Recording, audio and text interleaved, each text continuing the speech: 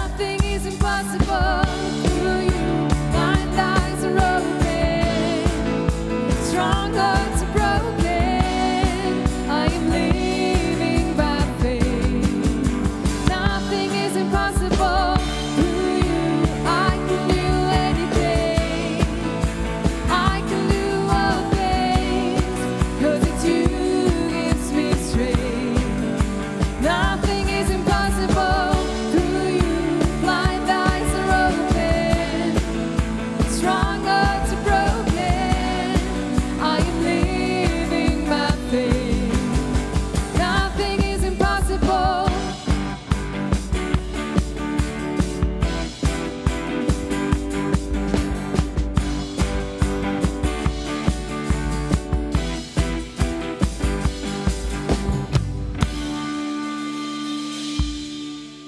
Ganz herzlich willkommen heute Morgen hier bei uns im Gottesdienst. Herzlich willkommen, wenn du am Livestream mit dabei bist, wenn du im Weissen Saal dabei bist, und ganz herzlich willkommen natürlich auch, wenn du da sitzt bei uns im Saal.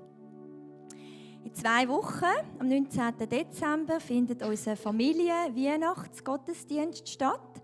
Unsere Kinder spielen Theater, machen Musik. Es wird ein kreativer Gottesdienst, wirklich, wo alle eingeladen sind. Nutzt doch die Gelegenheit, ladet doch auch Grosseltern ein oder Gotti und Götti. Ja, es hat Flyer auf den Stühlen. Dürfen die gerne mitnehmen und verteilen.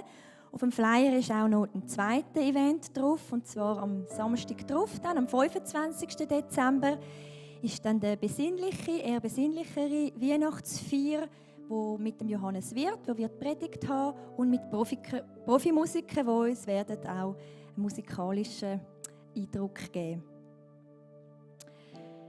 Dann hat es auch noch einen Flyer, der zweite Flyer, und zwar ist das für einen Ehekurs. Der startet im Januar, über 5 Monate hinweg sind die 7 Date Nights. Und ihr dürft euch da gerne anmelden als Paar auf der Homepage. Es kostet 100 Franken, und ich möchte euch ermutigen, dass ihr die Gelegenheit nutzt, ja, um die Abend miteinander als Ehepaar oder als Paar zu verbringen. Es ist online und man kann sich auf der Homepage anmelden. Dann da vorne seht ihr schon eine rechte Bike von diesen Bulgarien-Päckchen. Die Päckchen gehen auf Bulgarien und du darfst dort mega gerne mitmachen. Am Next Step Desk kommst du einen Karton über und eine Packliste und einen Bibelvers. Und dann kannst du das alles in den Karton verpacken und dann so schön, mindestens so schön einpacken wie da auf der Bühne. Abgeben musst du es auch bis am 19. Dezember, das ist heute in 2 Wochen. Ja, das ist das. Und dann habe ich noch etwas Letztes. Also, ab nächsten Sonntag gibt es neue Corona-Massnahmen. Das heisst, für alle, egal ob mit oder ohne Zertifikat, ist wieder eine Maskenpflicht. Das heisst, auch in diesem Saal, im Foyer, überall müssen Masken getragen werden. Und wenn du etwas trinkst oder etwas isst, müsstest du auch wieder sitzen. Also du kannst nicht mehr mit deinem Kaffee im Gang rumlaufen. Genau. Das wäre es schon mit Informationen. Wir starten jetzt den ersten Worship-Teil. Wenn du magst, hier im Saal, steh doch auf. Im Weissen Saal, steh doch auch auf. Wenn du daheim bist, fühl dich frei, so wie es für dich am angenehmsten ist.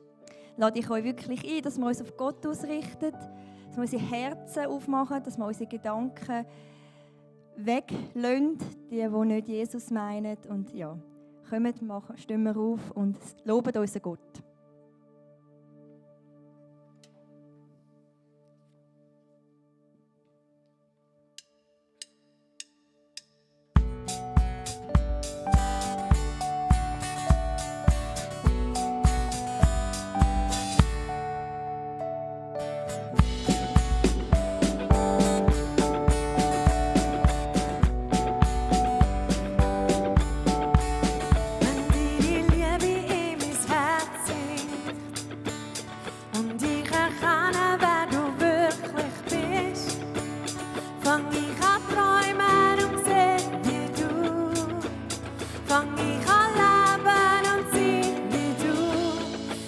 all meine Sorgen in die Hand.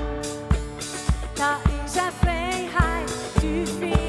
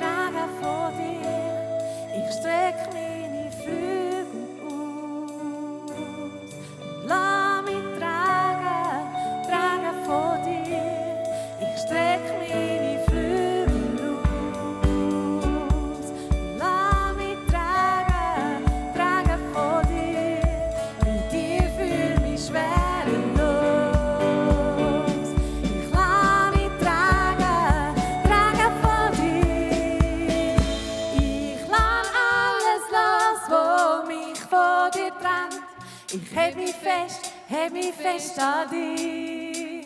Ich lass alles zurück und lauf auf dich zu. Ich bin frei durch dich. Ich lass alles los, was mich von dir trennt. Ich heb mich fest an dir. Ich lass alles zurück und lauf auf dich zu. Ich bin frei durch dich. Ja, ich bin frei durch dich.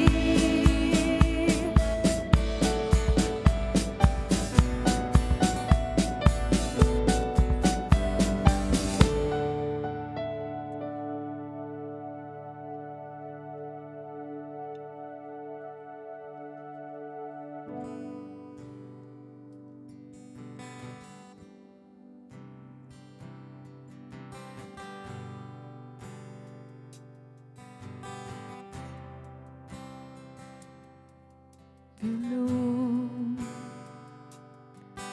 oh, your mercy never fails me. All my days I've been held in your hands.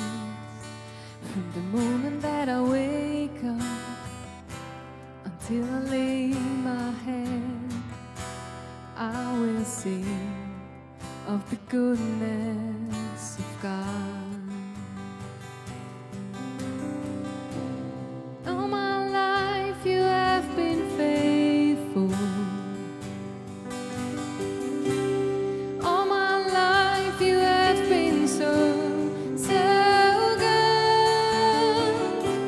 With every breath that I am able, I will sing of the goodness of God.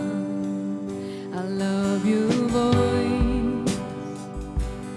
You have led me through the fire in darkest nights.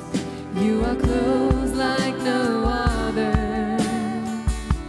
I've known you as a father. I've known you as a friend. I have lived in the goodness of God. All my life you have been faithful. All my life you have been so good.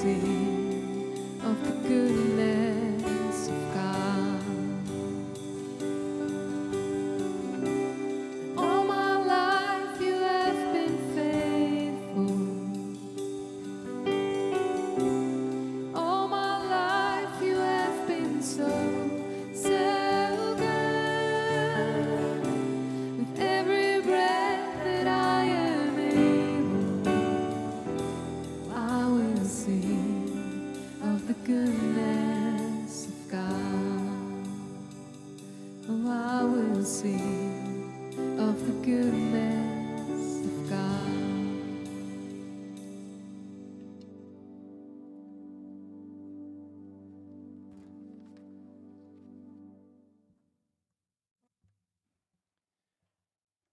Denkt doch einmal ganz kurz zurück an den Augenblick, wo du Gott das erste Mal gehört hast, in deinem Leben hinein. Und wenn du in diesem Augenblick bist, denkst du an den Punkt, wo du dann gesagt hast, ja, Jesus, irgendwie mit dir will ich doch einmal mein Leben verbringen. Und an diesem Punkt merke ich, du, wo da rein bist, wir sind alles Wunder. Wunder Gottes. Er hat uns gefunden. Ich weiß nicht, wie alt du da bist oder wo du da bist, aber er hat dich gefunden. Und so schaut er noch weiter in die Welt rauf, nach Leuten, die er finden kann. Er ist der sucht, der geht hin, schauen, retten.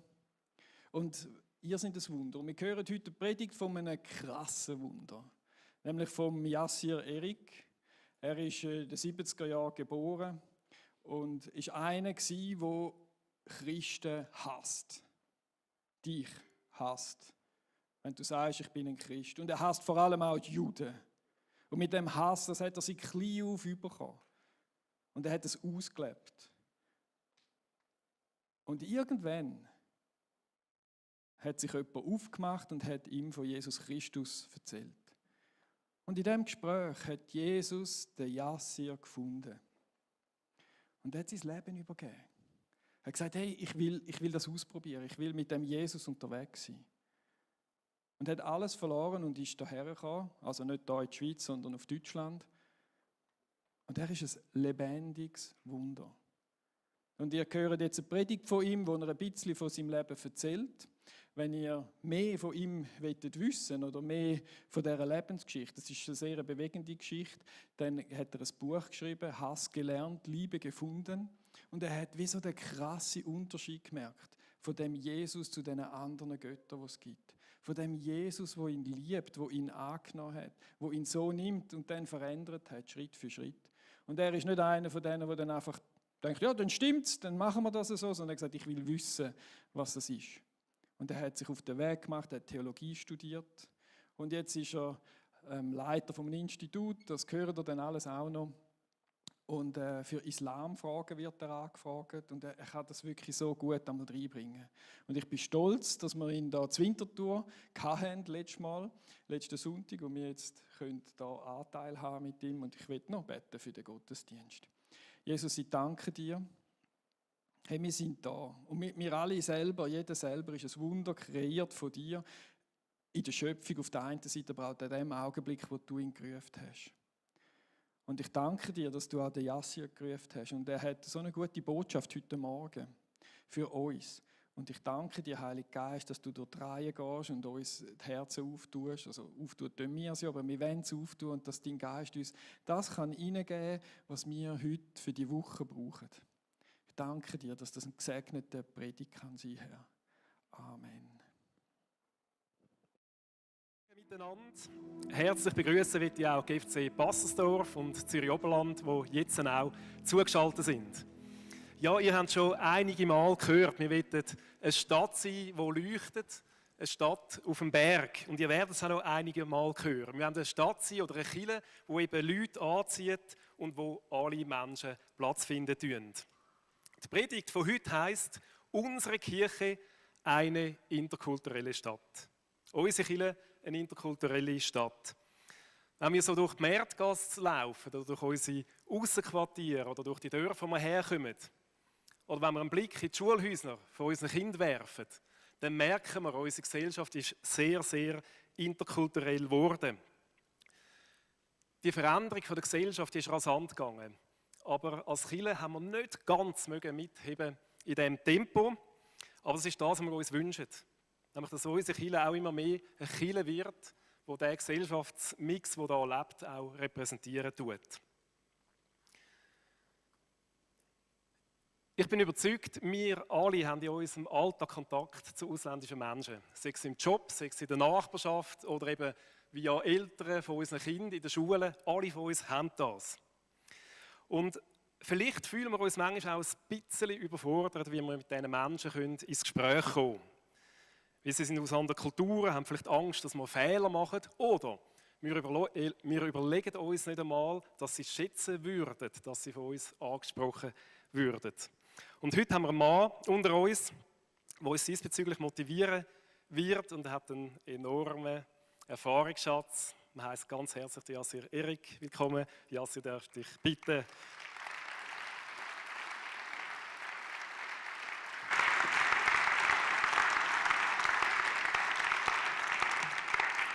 Ich habe den Yassir schon zweimal hören und schon das erste Mal, als ich ihn gehört habe, habe ich gewusst, irgendwann würde ich dich gerne mal in der Parkarena begrüßen, weil es hat mich damals so ermutigt und motiviert und es ist wirklich eine Freude und eine Ehre, dass jetzt der Yassir da ist. Gestern war er noch in Biel an einer Konferenz und hat gesagt, dass er heute Morgen um 1:30 in Winterthur eingetroffen. Er leitet das EIMI. Jetzt muss ich selber spicken, was das heisst. Das ist nämlich das Institut für Migration, Integration und Islamthemen. Und er hat Theologie studiert in Heidelberg und lebt in Deutschland. Yassir, du wirst uns jetzt mitnehmen mit deinen Erfahrungen. Wir sind sehr gespannt. Eigentlich müsste ich die Sprache gar nicht wechseln, denn er versteht, habe ich gemerkt, auch Schweizerdeutsch. Selbst Simon hat er verstanden. Also das geht, aber ich habe jetzt trotzdem gewechselt. Also danke vielmals, Yassir. Ja, danke.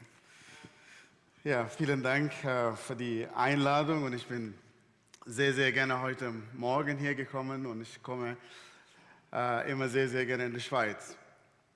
Ich will einfach meine Predigt heute mit einer Anekdote anfangen und das hat damit zu tun, als ich ganz neu nach Deutschland gekommen bin, vor vielen Jahren. Einmal bin ich mit dem Zug von Stuttgart nach Frankfurt gefahren und im Zug saß ich gegenüber einer älteren Dame. Damals sprach ich kaum Deutsch. Ich habe nicht gewusst, wie die deutsche Kultur und Sprache funktioniert. Und ich saß gegenüber dieser Dame, sie guckt mich an und sie wusste nicht, was sie mit mir anfangen könnte. Sie guckt weg. Ein paar Minuten später, sie guckt mich an. Ich habe dieselbe Idee. Ich wusste gar nicht, was ich mit ihr anfangen sollte. Ich guckte weg. So, sie guckt mich an, ich gucke weg. Ich gucke sie an, sie guckt weg. Und das ging hin und her 20 Minuten lang und nach 20 Minuten lang hat diese ältere Dame ihren Mut zusammengefasst und sie guckte mich tief in meinen Augen an und sagte zu mir, Sie sind aber nicht von hier, gell?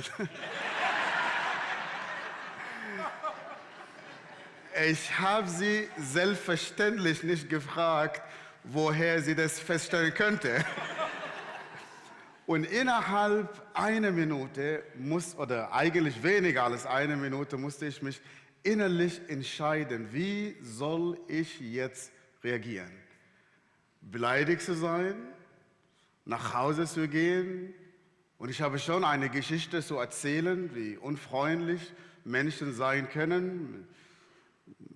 Ich könnte auch die Geschichte erzählen, negativ und zu sagen, in dieser Gesellschaft würde ich nie ankommen können und dann ich verschließe mich innerlich, äußerlich und ich sage, ich will mit dieser Gesellschaft gar nichts zu tun. Das wäre sicherlich ein Weg. Aber was habe ich davon, wenn ich bewusst entscheide, an dieser Gesellschaft parallel zu leben? Oder ich öffne mich und ich rede mit dieser Frau und ich komme im Gespräch. Letztendlich, woher soll sie wissen, wo ich komme, wenn wir nicht im Gespräch kommen? Und bis heute bin ich Gott vom Herzen dankbar, dass diese Frau mich angesprochen hat. Und sie hat nicht nur Gedanken über mich gemacht, sondern sie hat sich artikuliert und sie hat eine Frage gestellt. Und diese Begegnung hat etwas mit mir gemacht. Es gibt viele Menschen, die von meinem Kulturkreis nach Deutschland, in die Schweiz, nach Europa kommen und man entscheidet innerlich parallel an dieser Gesellschaft zu leben. Ich bin gegenüber solchen Gruppen sehr, sehr, sehr kritisch. Wir kommen nach Europa, wir kommen nach Deutschland, wir kommen in die Schweiz und wir kommen freiwillig. Und deswegen sehe ich, dass wir auch als Migranten auch in der Pflicht, den ersten Schritt zu tun, aber auch diese Gesellschaft muss auch einen Schritt zu uns tun. Und das ist keine Einbahnstraße. Und nur in die Begegnung verschwinden die Ängste. Und nur in die Begegnung können wir uns verstehen als Menschen. Diese Frau erzählte mir ihre Geschichte. Sie war von Kriegsgeneration und sie hat mir ihre Geschichte erzählt vom Krieg und Elend und Vertreibung.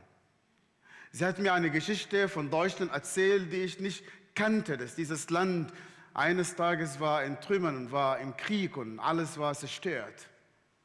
Und diese Geschichte kam mir sehr, sehr, sehr vertraut vor. Warum? Weil ich auch von einem Land komme, wo Krieg und Elend jahrelang herrschte. Und ich habe ihr auch meine Geschichte erzählt. Und plötzlich sind wir nur zwei Menschen, die dort sitzen.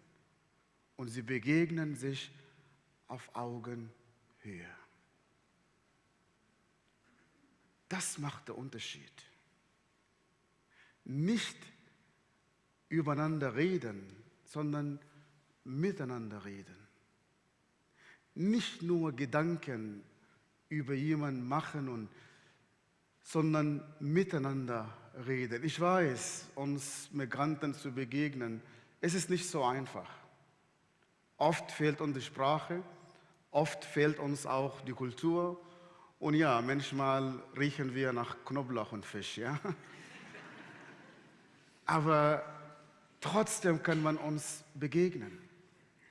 Wir sind nur Menschen. Und Menschen, die auf der Suche sind. Wir kommen nach Europa, wir kommen in die Schweiz, weil wir irgendetwas suchen. Und viele von uns suchen Sicherheit oder eine gute Arbeitsstelle. Aber Gott sucht uns. Ich habe meine Geschichte dieser Frau erzählt. Und sie erzählte mir ihre Geschichte. Und seit dieser Begegnung, ich schrieb diese Frau mir zu jeder Weihnachten eine Karte. Wir sind uns nie wieder begegnet. Aber zu jeder Weihnachten habe ich mich gefreut, eine Karte von ihr zu bekommen. Vor ein paar Jahren habe ich einen Anruf bekommen von ihrem Sohn, den ich auch nicht kannte. Und erzählte mir, dass seine Mutter ist gestorben. Aber bevor sie starb, sie hat ihre Gottesdienst zusammengestellt, welche Lieder, welche Lesungen, wer soll dabei sein. Und dort hat sie meinen Namen und meine Telefonnummer geschrieben. Und sie hat ihre Familie gebeten, mich einladen, die Predigt bei der Beerdigung zu halten. In meiner Kultur, wenn der Tod kommt, alles bleibt stehen. Ich habe meine Termine abgesagt. Ich bin zu dieser Beerdigung gegangen, wo ich niemanden kannte. Und alles, was ich von dieser Frau wusste, ist, was sie mir in dieser Postkarten verraten hat. Darum habe ich meine Bibel nicht mitgenommen, weil ich nicht predigen wollte. Ich habe nur diese Postkarten genommen. Und in einer von diesen Postkarten schrieb sie mir, denn Jesus, der mich im Sudan begegnet ist, von dem ich ihr erzählte, ist ihr auch begegnet und hat ihr Leben verändert. Und diese Geschichte habe ich bei der Beerdigung erzählt. Jesus macht den Unterschied. Ich bin heute Morgen hier nicht, weil ich irgendetwas besser weiß als du oder als ihr, sondern ich bin heute Morgen hier, weil Jesus mein Leben verändert hat. Das ist der einzige Grund, dass ich hier morgen in Winterthur sein darf. Und das ist, was uns verbindet. Jesus und Jesus alleine. Ich sehe ein bisschen anders als viele von euch, aber wir gehören zu derselben Familie und wir haben denselben Vater, der uns unheimlich liebt und will uns nicht nur begegnen, sondern er möchte es uns ermöglichen, anderen Menschen zu begegnen, weil Jesus Christus diese Welt geliebt hat. Ich bin im Sudan geboren, aufgewachsen, in einer sehr, sehr extremistischen islamischen Familie. Ich war noch nie in einer Gemeinde, ich habe noch nie eine Bibel in meinem Leben gesehen. Ich wuchs mit Hass gegenüber Christen, gegenüber Juden, gegenüber Menschen, die ich nicht kannte. Und doch ist Jesus Christus mich begegnet und hat mein Leben verändert. Durch jemanden, der zu mir kam und er sagte zu mir, du musst nicht vor Gott sterben. Du musst nicht Gott suchen, sondern Gott hat dich gesucht und Gott ist für dich gestorben und sagte zu mir, Gott liebt dich. Warum? Nicht, weil ich fromm bin und nicht, weil ich gut bin und nicht, weil ich religiös bin, sondern weil Gott Liebe ist. Und weil dieser Mensch zu mir kam, in Khartoum, in mein Elend und weil er mit mir über Jesus Christus geredet hat, deswegen bin ich heute Morgen hier bei euch. Und ich bin vom Herzen dankbar, dass dieser Mensch zu mir kam. Er wusste, wie fanatisch ich war. Er wusste, wie fanatisch meine Familie war. Er wusste, wie gefährlich das ist. Und dennoch kam er zu mir und hat mit mir über Jesus Christus geredet. Und glaubt mir bitte, wenn dieser Mensch in Khartoum diesen Schritt riskiert hat und kam zu mir und hat mit mir über Jesus Christus geredet, du kannst es mit Sicherheit auch hier in Winterthur tun. Die Menschen, die mit uns und neben uns und mitten unter uns leben, wir sollen sie begegnen in die Liebe Jesu Christi. Als ich zum Glauben gekommen bin, oder besser gesagt, als Jesus Christus mein Leben verändert hat und dass er mich begegnet ist, mein Vater sagte zu mir, du bist nicht mehr mein Sohn, und ich musste mein Zuhause verlassen. Und es war für mich sehr schwierig, ohne Familie, ohne Freunde leben zu müssen. Wo habe ich meinen Halt gefunden? Was gab mir Hoffnung damals und was trägt mich heute auch? 3 Sachen. Erstens, als ich das erste Mal das Vaterunser beten durfte. Dort begegnete ich einem Gott, der nicht weit weg von mir ist, sondern der sagte, du bist mein Kind. Und das Vaterunser beten wir nicht mein Vater oder dein Vater oder irgendein Vater, sondern wir sagen Vater unser. Ich habe meine Familie verloren, aber ich gehöre zu einer noch größeren Familie. Die Familie Gottes, Jesus. Was mir Halt gegeben hat, Menschen, die mich begleitet haben. Menschen, die ihre Zuhause geöffnet haben und sie luden mich zu ihnen ein. Oft, wenn ich mit Muslimen in Deutschland rede, viele Muslime sagen sie zu mir, wir leben seit 20, 30, vielen Jahren in Deutschland und wir wissen immer noch nicht, wie die deutschen Häuser von ihnen aussehen. Das ist eine Schande. Aber die Menschen, die mir zu sich nach Hause eingeladen haben und mir beigebracht haben, was bedeutet, Christ zu sein. Ich habe meinen Halt gefunden, als ich kurz den Sudan verlassen musste. Ich ging zum Friedhof, wo meine Familie mich symbolisch begraben hat und ich stand von meinem Grab und ich konnte die Welt nicht verstehen und ich war innerlich betrübt. Und in dieser dunklen Nacht spürte ich eine Hand, die über mich gekommen ist und nicht nur das, sondern ich habe eine Stimme gehört und diese Stimme sagte zu mir, du bist traurig, weil du denkst, dass deine Familie dich begraben hat. Du weißt genau, das Grab, von dem du stehst, ist leer. Und weißt du was? Mein Grab ist auch leer. Und ich wusste, dass diese Worte nur von Jesus Christus kommen können.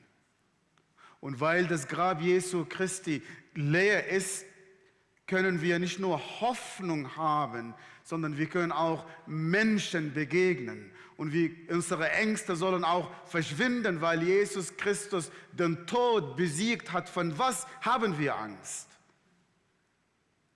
Deswegen sollen wir Menschen begegnen. Deswegen sollen wir Menschen zu uns einladen. in unsere Gemeinden. Oder besser gesagt, das ist nicht unsere Gemeinde, ist eigentlich die Gemeinde Jesu Christi. Und in der Gemeinde Jesu Christi gibt es Platz für auch jemanden wie ich. Gibt es Platz für Mohammed und Ahmed und Khadija und Umar, für Menschen, die ihre Namen unsprechbar sind. Die Gemeinde Jesu Christi, das ist nicht deine Gemeinde, es ist nicht meine Gemeinde, das ist die Gemeinde Jesus. Und wenn wir daran glauben und wenn wir wirklich daran festhalten, dann wird unsere Gemeinde sich ein bisschen verändern. Und wir würden auch ein bisschen mehr Farbe bekommen. Weil Jesus Christus die Nationen in sein Herz hat.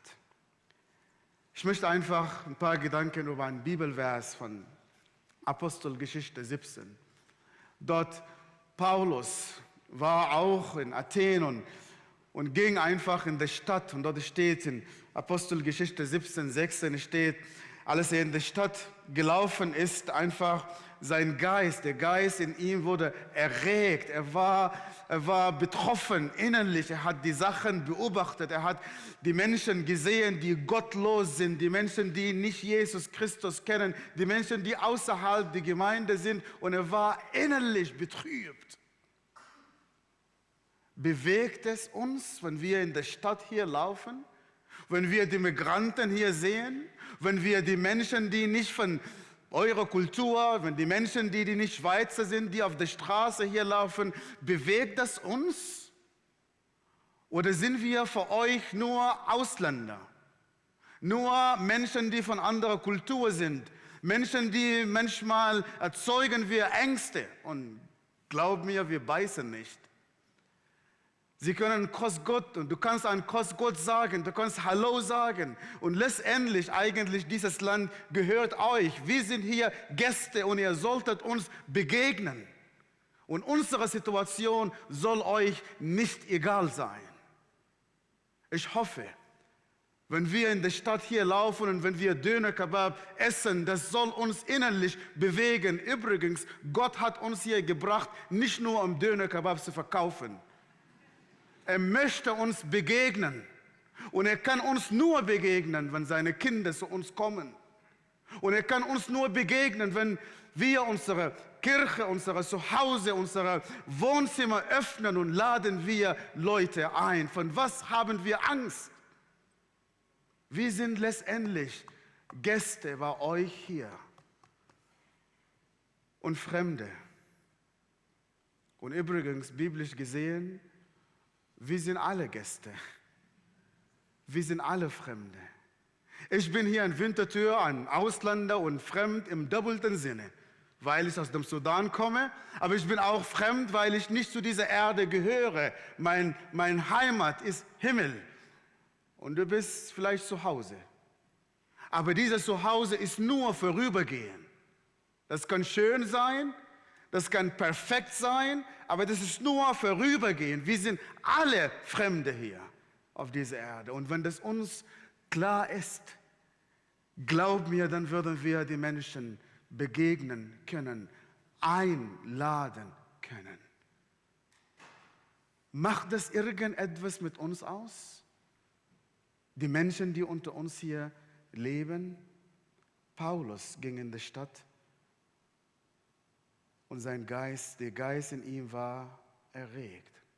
Und dann sagte er im selben Kapitel in Apostelgeschichte 17, 26, er sagte dort ein sehr, sehr entscheidendes Wort. Er sagte er, und hier meinte er Gott, meinte er Jesus. Er sagte, er hat aus einem einzigen Menschen die ganze Menschheit gemacht. Von Adam, von Eva. Im Grunde genommen, wir haben alle dieselbe Familienname. Von einem Mensch kommen wir alle zusammen. Und Gott hat Adam in sein Ebenbild geschaffen. was uns Würde verleiht, nicht weil wir Ausländer sind und nicht weil du Schweizer bist, was uns Würde verleiht, dass wir ein Ebenbild Gottes sind. Gott hat Ja zu dir gesagt und hat Ja zu mir gesagt. Und die Menschen, die wir auf der Straße begegnen, auch wenn sie unsere Sprache nicht sprechen können, tragen auch diese Würde. Und deswegen dürfen wir Menschen nicht missachten. Man kann zu mir sagen, nee, ich missachte niemand. Doch, wenn wir verweigern, uns gegenseitig wahrzunehmen, anzusprechen, wenn wir verweigern, die Leute zu uns einzuladen, wenn wir verweigern, einfach die Menschen auf Augenhöhe zu sehen und wenn wir unsere Türen und unsere Herzen verschließen. Warum hat Gott die Menschheit geschaffen, gemacht? Er sagte, damit sie die Erde bewohnt. Das ist sein Wille. Und um das zu machen, hat Gott zwei Sachen gemacht, sagte Paulus hier. Er hat im Voraus zwei Sachen gemacht. Für jedes Volk die Zeiten und die Grenzen ihrer Wohnens, wo sie wohnen, festgelegt. Wir kommen nach Europa und die Schweiz nicht nur, weil wir Sicherheit suchen, das stimmt auch. Und nicht, weil wir Kriege in unseren Heimatländern haben, das stimmt auch.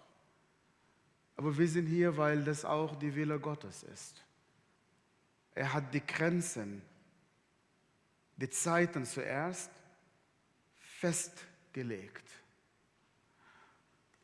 Und ich möchte euch heute als Gemeinde fragen, in welcher Zeit lebt ihr als Gemeinde? In welcher Zeit leben wir? Und was möchte Gott von uns haben? Die Zeiten in der Bibel haben eine Bedeutung. Und vielleicht ist es die Zeit für eure Gemeinde, dass man sagt, wir wollen nicht nur diese Ausländerarbeit und interkulturelle Arbeit nur für ein paar Leute lassen. Ich habe die Erfahrung in vielen Gemeinden, es gibt die mit Migranten arbeiten und der Rest von der Gemeinde sehen diese Menschen, sie sind abenteuerlich und die sind Hobby. Ja? Es gibt Leute, die Golf spielen und andere Fußball spielen und es gibt unter uns die Migranten begegnen.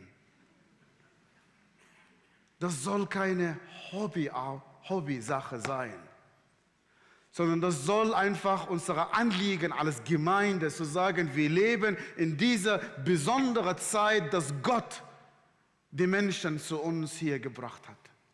Wisst ihr, warum Gott uns in die Schweiz gebracht hat? Warum sind viele von uns hier in Winterthur? Wisst ihr warum? Weil Gott schon aufgegeben hat, viele von euch zu bewegen, in die Mission zu gehen. Und Gott hat Humor, sagt, chill, bleib zu Hause. Ich bringe diese Leute hierher. Übrigens, wir kommen zu euch, wir zahlen unsere eigenen Ticket und viele von uns kommen in eine sehr abenteuerliche Reise. Viele von uns sterben übrigens im Mittelmeer und die wenigen kommen nach Winterthur. Und wir lernen ein bisschen Deutsch, damit ihr uns mit dem Evangelium begegnen könnt. Was muss Gott mehr tun für euch? Was soll er tun? Was brauchen wir mehr als das? Du musst nirgendwohin fliegen, du musst keine fremde Sprache lernen, du musst keine fremde Kultur lernen. Wir sind an der Haustür. Wir sind da. Ich hoffe und ich bete, dass Gott euch als Gemeinde bewegt. Nicht nur der Pastor, nicht nur die interkulturelle Arbeit hier machen, nicht nur die nach Krontal kommen und dort einen Kurs bei uns besuchen. Nein, sondern als Gemeinde. Und ich glaube, jeder von euch kann etwas machen. Wir können beten. Wir können uns freiwillig, diese Migranten, die hier sind, die Sprache beibringen, ordentliche Sprache beibringen. Ich weiß nicht bei euch hier, aber in Deutschland, wenn die Deutschen mit uns reden, man macht grundsätzlich zwei Sachen. Erstens, wenn die Deutschen mit uns anfangen, Ausländer zu reden, sie fangen an, plötzlich schlechtes Deutsch zu reden. Du, kommen, hier, gehen. Ja? Wenn ihr möchtet, dass wir hier wirklich ordentlich ankommen, redet mit uns normal und wir verstehen das. Und die zweite Sache, was die Deutschen mit uns machen, wenn sie anfangen, uns anzusprechen, man spricht uns in der Regel sehr laut an. Ich weiß nicht warum. Ich war neulich im Supermarkt und eine Frau hat mich sehr laut angesprochen. Ich habe sie gesagt, ich bin Migrant, ich bin Ausländer, aber ich bin nicht taub. Sie können mit mir normal reden. Ja, so egal, laut, leise, red mit uns. Ja. Mach irgendetwas. Und ich hoffe, dass Gott ein paar von euch, und nicht nur ein paar, sondern die gesamte Gemeinde beruft und sagt, hey, wir wollen, dass unsere Gemeinde ein anderes Gesicht hat. Wisst ihr warum? Weil Jesus das möchte. Weil Jesus das möchte. Und weil Jesus so seine Gemeinde zusammenstellen möchte. Die Zeiten. Und die zweite Sache, die Gott hat gemacht und hat die Grenzen ihrer Wohnens festgelegt. Dass wir hier in Winterthur leben, ein paar Migranten, ist nicht nur, weil man uns eine Einladung geschickt hat oder irgendetwas, sondern weil Gott das festgelegt hat. Nicht du, nicht ich und übrigens auch nicht die Schweizer Regierung. Sondern Gott hat es festgelegt. Und übrigens, wir sind Migranten, wir sind da. Wir sind hier in Winterthur. Ob du das magst oder nicht, wir sind da. Ja? Man kann sagen, okay, sie regen uns auf. Man kann sagen, ja, wann kehren sie zurück? Wir kehren nicht zurück. Wir sind da. Und das ist eine Realität. Wie gehen wir damit um als Gemeinde? Wir gehen mit dieser Realität um. Zwei Reaktionen. Es gibt Reaktionen, die ablehnen und sagen, ja, sie müssen weggehen und so weiter und so fort. Ja? Wir wollen sie nicht mehr hier haben und das wird auch die Situation nicht verändern. Egal welche Partei du wählst, egal welche politische Richtung du hast, wenn Gott sagt, diese Menschen bleiben hier, dann bleiben sie hier. Und dann als Gemeinde müssen wir uns die Frage stellen, was sollen wir tun in dieser ganzen Sache? Und dann sagte Paulus, und er wollte, dass die Menschen den Herrn suchen sollten, ob sie ihn auch wohl spüren und finden möchten, denn keinem von uns ist er fern. Das ist die große Liebe Gottes, dass er Menschen sucht. Er hat mich gesucht und er sucht jeder von euch und jeder Migrant hier in Winterthur. Ich habe vorher erzählt, meine Geschichte, die voll mit Hass. Ich habe einen Südsudanesen gehasst im Sudan. Und eines Tages kam ein Christ, der bei uns in die Schule war. Und dieser Christ hieß Zachariah. Ich habe ihn gehasst, weil er Christ war und weil er Südsudaneser war. Und eines Tages habe ich zu meinen Freunden gesagt, wir sollen diesen Zachariah umbringen, weil er ungläubig ist. Und wir haben ihn in einer Nacht attackiert. Und wir haben ihn geschlagen. Er hat geschrien. Und ich höre seinen Schrei bis heute. Und wir waren sehr, sehr grausam mit ihm. Und seine Schrei ist weniger und weniger und weniger geworden, bis er nicht mehr atmen und schreien könnte. Und wir ließen ihn unter diesem Baum. Und ich habe diesen Zachariah nie wieder gesehen. Bis eines Tages war ich im Krankenhaus. Der Sohn meines Onkels war todkrank. Und die Ärzte gaben ihm 0 Chance zu leben. Und eines Tages, während ich neben ihm saß, kamen 2 Christen, die ich auch nicht gemocht habe, die ich auch gehasst habe, koptischen Christen. Und dann kamen sie und sie sagen zu mir, sie haben gehört, dass dieses Kind krank ist und sie kamen und sie wollen für das Kind beten. Ich war so ignorant, ich wusste nicht, dass Christen beten und ich wusste auch nicht, dass Christen an Gott glauben. Und nur aus Höflichkeit, ich habe zu ihnen gesagt, ja, sie können beten und danach möchte ich sie nicht mehr sehen. Dieses Kind war in Koma, 4 Wochen lang und diese 2 Christen standen neben dem Bett von diesem Kind und sie fingen an, im Namen Jesu Christi zu beten. Ein Gebet, was mich innerlich bewegt hat, vor 2 Gründen. Erstens, diese Menschen haben mit Sicherheit und Gewissheit gebetet und sagen, Gott, bitte heile dieses Kind. Und zweitens, sie haben mit Liebe gebetet. Und ich habe gedacht, wer sind diese Menschen, die so an Gott glauben, die so eine tiefe Liebe haben? Und als sie Amen gesagt haben, öffnete dieses Kind seine Augen zum ersten Mal in 4 Wochen und Leben kam in ihm wieder. Und an diesem Moment öffnete Jesus meine Augen, dass ich ihn sehen kann. Und ich bin dankbar für diese Begegnung. Und einer von diesen 2 Christen ist mit mir geblieben und hat mit mir über Jesus, über Gott, über die Liebe Gottes zu mir gesprochen.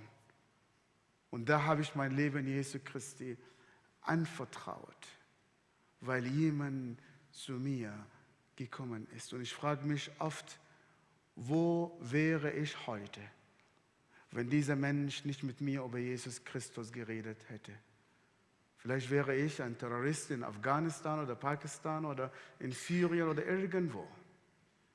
Aber ich bin vom Herzen dankbar, dass dieser Mensch mit mir über Jesus Christus geredet hat.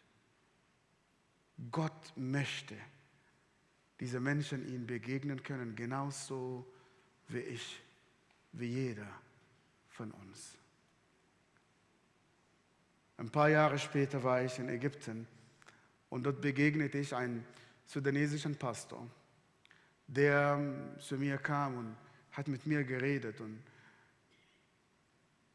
hat mich gefragt, ob ich mich an ihn erinnere. Ich habe ihm gesagt, nein, ich kann mich nicht an dich erinnern, weil ich dich noch nie gesehen habe. Und dieser sudanesische Pastor, seine Augen waren voller Tränen. Er guckte mich an und sagte zu mir, ich bin Zachariah. Dieser Klassenkamerad begegnete ich ihm seit vielen Jahren wieder. Und er hat zu mir gesagt, Yasser, weil du mich so gehasst hast, ich habe immer für dich gebetet. Ich habe ihn gehasst, er hat für mich gebetet, ich habe ihn verfolgt, er hat für mich gebetet und weil er für mich gebetet hat, heute bin ich hier. Hass mit Hass zu begegnen, das ist menschlich, das ist nicht schwierig, aber Hass mit Liebe zu begegnen, dafür brauchen wir jemanden, der Jesus Christus heißt. Und zum Schluss möchte ich euch ein Bild zeigen. Dieses Bild zeigt das letzte Abendmahl, was wir kennen von Da Vinci, wo einfach die Leute, die um Jesus sind, alle sehen so, genauso wie jeder von uns hier. Und jemand hat das gleiche Bild gemalt, aber ein bisschen anders, mit anderen Gesichtern. Und wenn wir diese Gesichter sehen, vielleicht das Bild, das sieht nicht so wie das Bild von Da Vinci, nicht wahr? Und das ist das Bild von der Gemeinde Jesu Christi. Und wenn wir einfach diese Leute um Jesus Christus sehen, sie kommen von verschiedenen Nationen, ja, ein Indianer, ein Berber aus Nordafrika, ein Maasai aus Kenia, aus China, Ecuador, Äthiopien, Mexiko. Und dann auf der anderen Seite Leute aus Papua-Neuguinea und die versammelt mit Jesus Christus. Und was mich fasziniert hat, das andere Bild, der neben Jesus ist. Jemand, der sitzt und er sieht genauso wie ein arabischer Mensch aus. Und als ich das Bild zum ersten Mal gesehen habe, dieses Bild von diesem Mann, es sieht genau wie mein Vater. Ein Moslem neben Jesu Christi, ja. Mein Vater neben Jesu Christi, ja. Die Migranten, die in der Stadt hier neben Jesu Christi, ja. Der Dönerverkäufer Mensch neben Jesu Christi, ja. Der Hassan und der Ahmad und der Muhammad und der Khadija und der Abdallah, ja. Weil Jesus diese Nationen in seinem Herzen hat. Da Vinci hat sein Bild das letzte Abendmahl genannt und Gerd Moore nannte dieses Bild das kommende Abendmahl. Das kommende Abendmahl im Himmel. Das kommende Abendmahl, wo dort steht, aus allen Stämmen, Sprachen und Völker und Nationen und Nationen und Nationen. Bitte habt keine Angst von uns und bitte habt keine Angst und denkt nicht, wenn wir in eure Gemeinde kommen, das wird euch verändern und wir versetzen euch in Gefahr. Nein. Und im Gemeinde Jesu Christi gibt es Platz für jeder Mensch. Von allen Stämmen, Sprachen, Völker, Nationen. Und diese Menschen sind hier in der Stadt, sind hier. Und übrigens, wir kennen sie. Und wir sehen sie tagtäglich. Was machen wir damit? Hassen wir diese Menschen? Schreiben wir diese Menschen innerlich in unserem Herzen ab? Was machen wir damit? Aus allen Stämmen und Sprachen und Völker und Nationen. Die Gemeinde Jesu Christi sieht so aus, dieses Bild von 2 Freunden von mir aus Saudi-Arabien, die zum Glauben gekommen sind. Er kommt von einem sunnitischen Hintergrund und er kommt von einem schiitischen Hintergrund. Und sie sind vereint in Jesu Christi. Und als ich sie zum ersten Mal getroffen habe, ich sagte zu Khalid, du bist Sunnit und der andere ist Schiit. Und die kamen zusammen zum Glauben. Ich habe zu ihnen gesagt, Jesus hat von euch, von beiden, ein Sushi gemacht, diese Mischung. Das ist die Gemeinde Jesu Christi. Von allen Völkern, von allen Nationen, weil so viele Muslime heute kommen zum Glauben heute wie noch nie in der Vergangenheit. Und zum Schluss möchte ich euch ein Video zeigen, 2 Minuten, dann bin ich zu Ende. Eine Taufe in einem Tag von 199 Muslimen aus dem Iran, aus dem Irak, aus Syrien. Und diese Taufe war in der Türkei, aber es gab auch viele Taufen, auch hier in Deutschland. Und ich hoffe, wenn wir diese Bilder sehen und diese Menschen sehen, dass Gott auch zu uns spricht.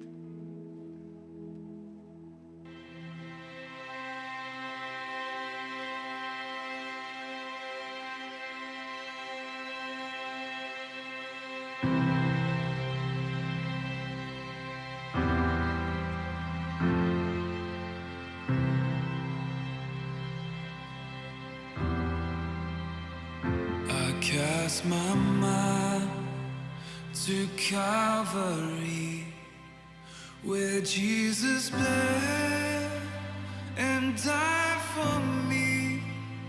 I see his wounds, his hands, his feet, my Savior on that cursed tree. His body bound and drenched in tears, they laid him down in Joseph's tomb, the entrance sealed by heavy stone, Messiah still and all alone.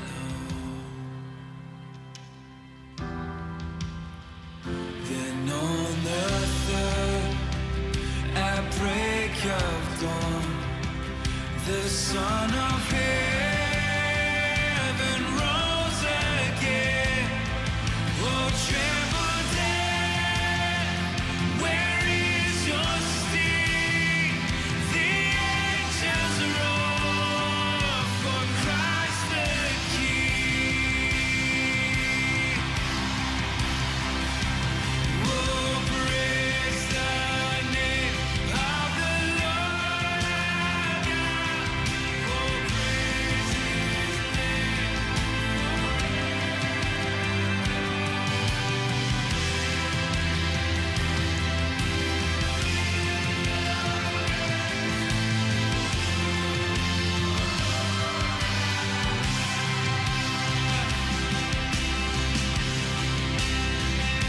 Shall return in robes of white. The blazing sun shall pierce the night, and I will rise among the saints. My gaze transfixed on Jesus' face. Oh, praise the name of the Lord our God. Oh, praise His name forevermore. For endless days we will sing Your praise. Oh Lord our God. Oh Lord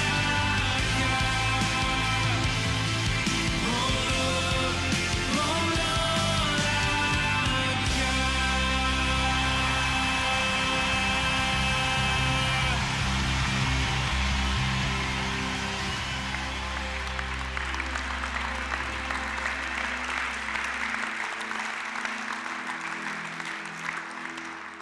Das ist auch eine Realität.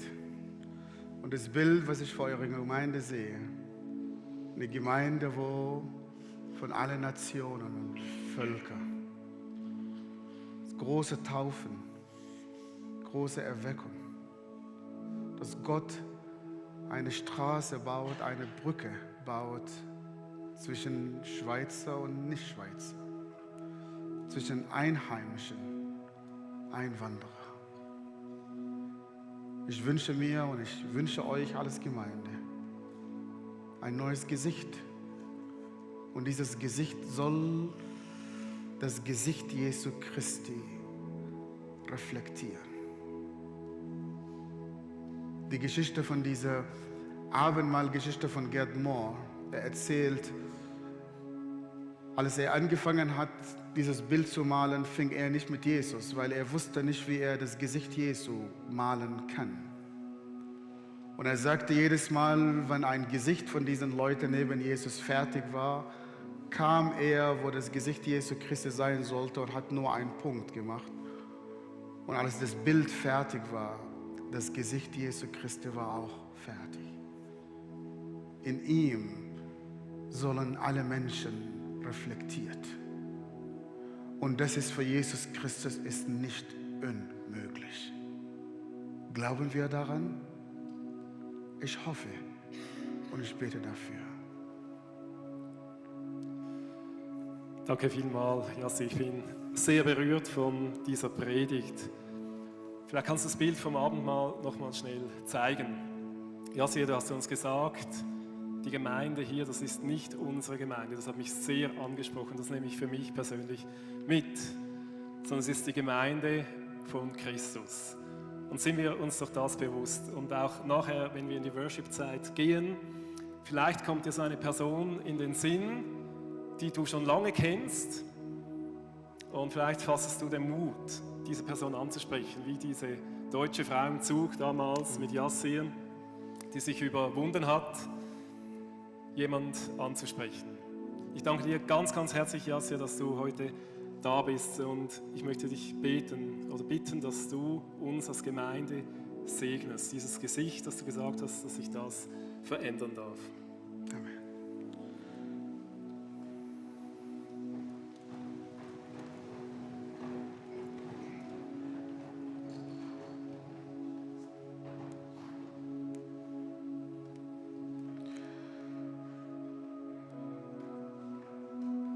Herr Jesus Christus, ich komme zu dir und wir danken dir und ich danke dir für deine Gemeinde und auch für diese Gemeinde. Und Herr Jesus, das Bild, was ich für diese Gemeinde sehe, dass so viele Menschen hierher kommen werden, von Westen, von Osten, Menschen, die wir noch nie gedacht haben, dass sie zu uns hier kommen werden. Und auch auf dieser Bühne, dass Menschen hier Zeugnis ablegen werden. Menschen werden getauft. Und dass wir dein Gesicht auch in diese Gemeinde reflektieren können. Herr, ich bitte dich um Vergebung, auch als wir nicht mit den Menschen geredet haben und nicht, dass wir die Sachen getan haben, was du uns gefragt hast. Und wir danken dir, Herr, dass du von einem Blut hast du uns allen geschaffen. Ich segne diese Gemeinde, Herr Jesus Christus, in deinem Namen.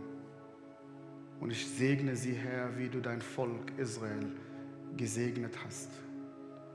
Baruch atah Adonai Eloheinu melech haolam. BeHashem Yeshua HaMashiach. Von nun bis zur Ewigkeit. Amen. Danke, viel mal. Ja. Jawohl, 2 Sachen. Es ist einfach eine Dankbarkeit, wie Gott Menschen sucht. Und wir nehmen miteinander das Abendmahl und das soll eine Erinnerung sein, wie Jesus dich gesucht hat. Wenn er sein Leben gegeben hat für dich. Und wenn wir miteinander jetzt in Worship hineingehen, ist das so ein Teil von dieser Anbetungszeit, dass wir ihn anbeten und ihm dankbar sind, um das erlebt zu haben, können da zu sein. Und auf der anderen Seite ist es eine Aufforderung. Hey, wenn es du nicht in die Welt raustreibst, wer denn? Wenn wir nicht gehen, wer denn? Behalten wir doch so eine gute Botschaft nicht für uns und laufen in die Welt raus und erzählen es. Dem, wo uns gerade begegnet, vielleicht im Zug, im Bus, im Auto. Und so bitte ich euch aufzustehen, um in Worship hineinzugehen.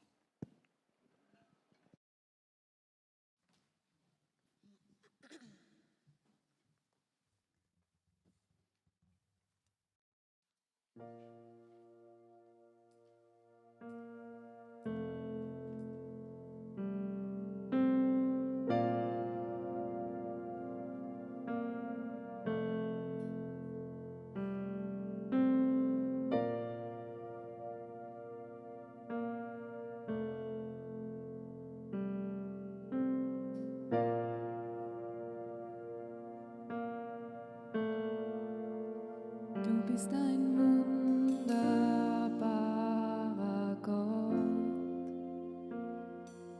Du bist mein Hirte und mein Tröster.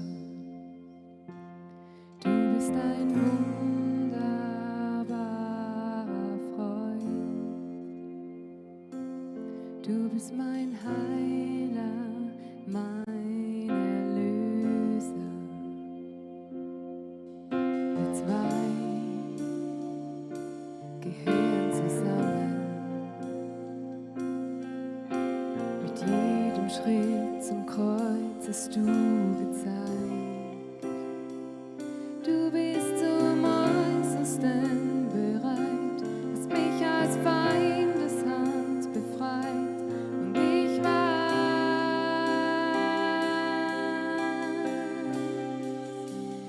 wunderbarer Gott bist du. Ich sing zu dir, ich ruf dir zu. Heilig, schön und königlich. Wunderbar bist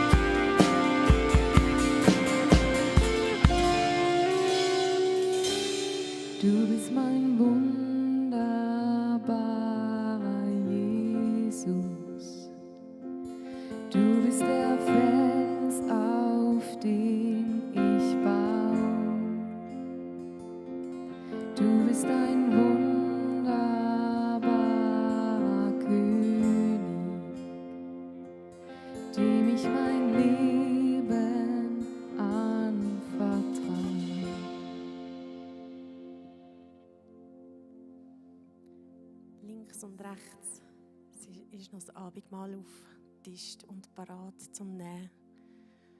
Und wie immer habt ihr auch die Möglichkeit zum Gebet. Ihr wisst, fängt wie hinterher gehen. Dann wird euch weitergeleitet oder ja, werdet ihr weitergeleitet oder schreibt es im Chat, wenn euch das Anliegen ist.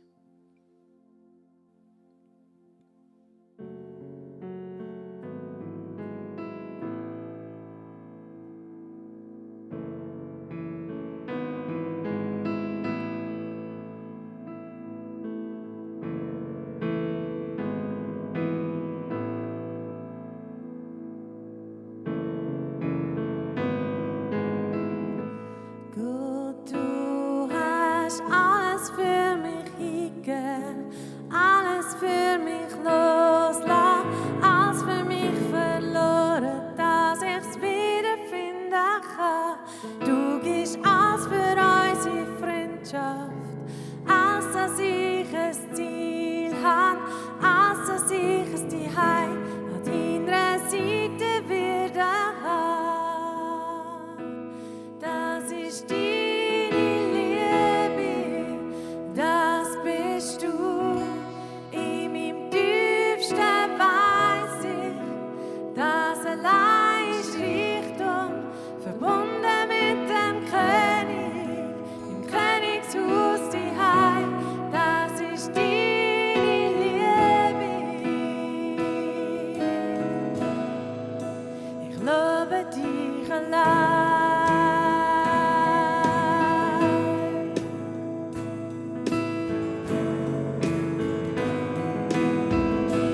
Du hast mich geschaffen, in dir zu leben, geschaffen, dir zu vertrauen, geschaffen, in deinem Licht, in deiner Heiligkeit drinstehen.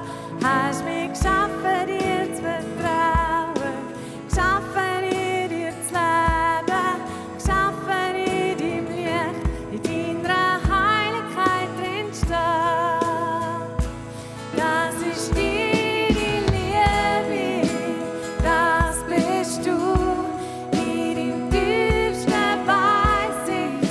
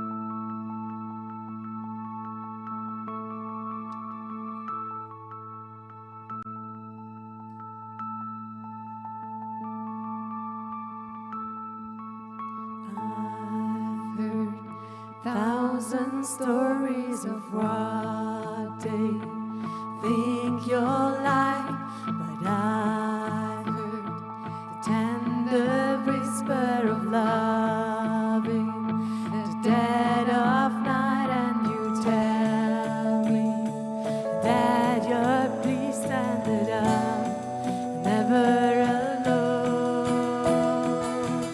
You're a good, good Father. It's who you are. It's who you are. It's who you are, and I'm loved by you. It's who I am. It's who I am. It's who I am. Oh, oh, oh, oh,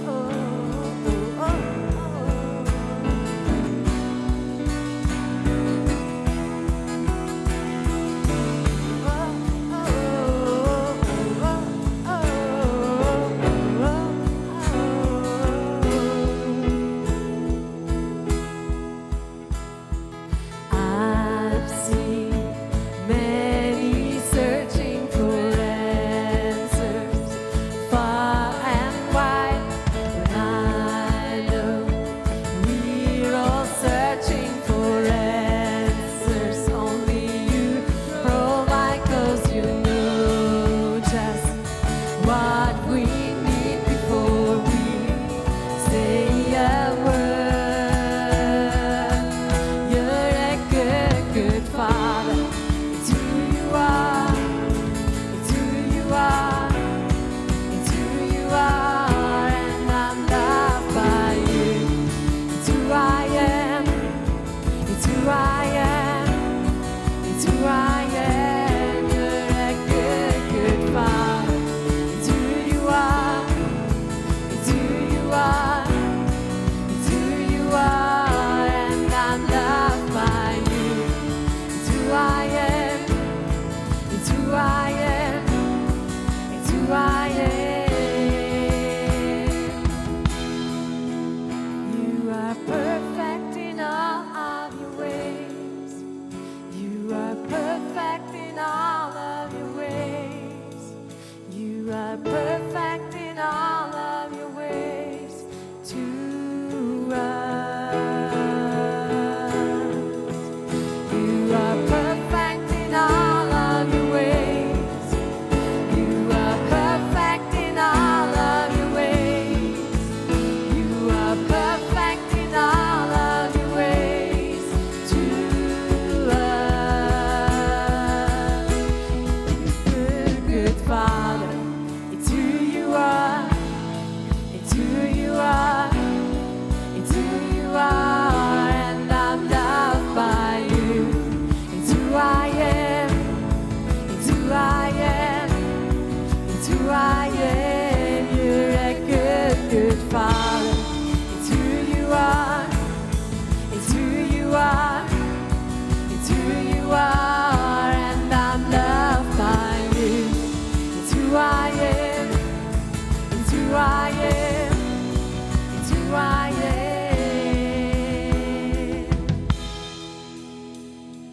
Love so undeniable, I can hardly speak.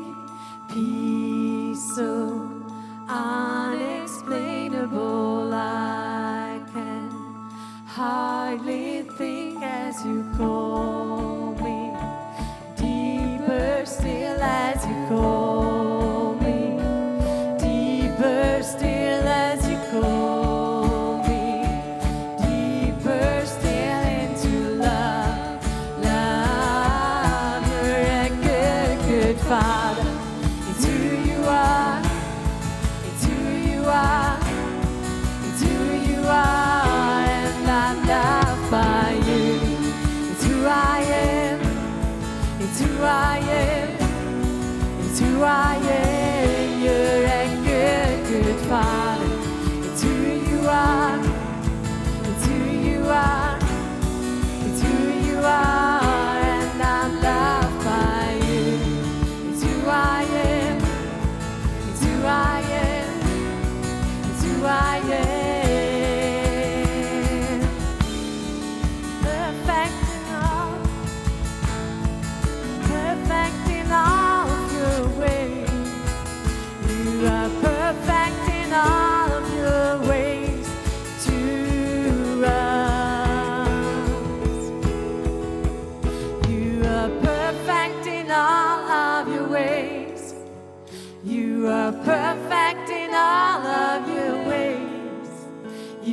are perfect in all of your ways to us. You're a good, good Father. It's who you are. It's who you are. It's who you are. And I'm loved by you. It's who I am. It's who I am. It's who I am.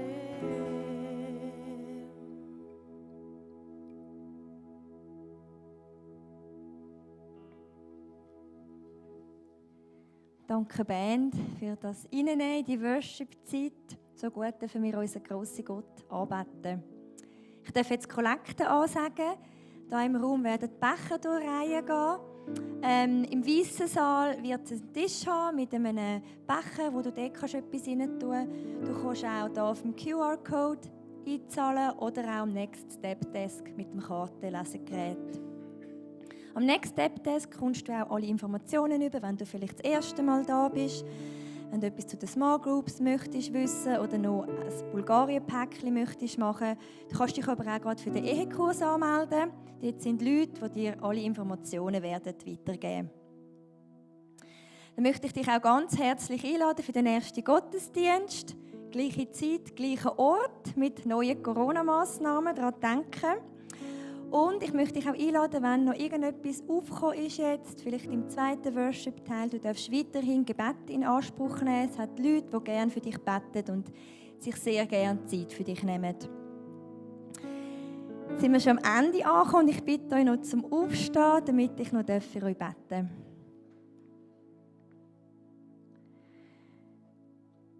Ja, Jesus, so wie wir im Lied gesungen haben, du bist ein guter Vater, du bist ein guter Gott und ich danke dir für das Privileg, das wir haben dürfen, dass wir dich kennen dürfen.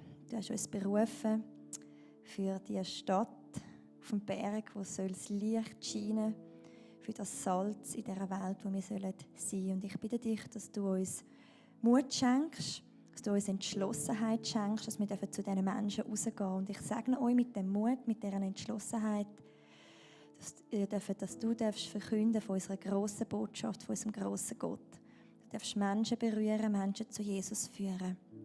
Ich sage auch alle Christen hier im Zürich-Oberland, alle Kirchen. Ich sage auch die Kirchen weltweit, dort wo Christenverfolgung ist, dort wo sie nicht aufgeben, wo sie dranbleiben, wo sie sich taufen lassen in deinem Namen. Ich sage die Christen überall in dieser Welt. Ich sage auch unseren Bundesrat, unsere Regierung für Weisheit, für die einfach jede Entscheidung, die ansteht. Im Namen von Jesus Christus. Amen. Jetzt wünsche ich euch einen wunderschönen Sonntag und bis zum nächsten Mal.